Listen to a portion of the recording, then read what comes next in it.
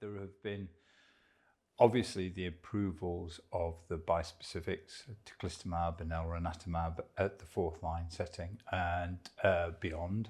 I think there was a very important battle to be had because initially there was going to be some significant restrictions put on that approval. Unfortunately, Myeloma UK have really fought hard to make those treatments available for everyone.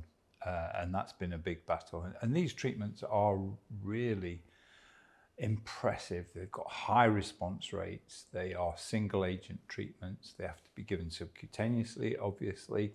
But I think that's going to change the outcomes for many, many myeloma patients.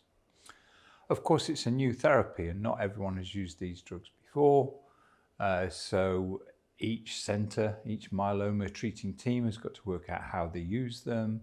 We know that the first 2 or 3 injections are associated with side effects such as CRS and ICANS. And each region has got to work out the strategy for delivering these safely. The other issue around these agents is longer term, they're associated with higher risks of infection. And again, I think each region and each MDT has to have an approach to mitigating that infection risk in patients on those therapies. We've also had Selinexor approved with Velcade and Dexamethasone at second, third and fourth line, which just gives us another option in patients who may not be eligible for other therapies.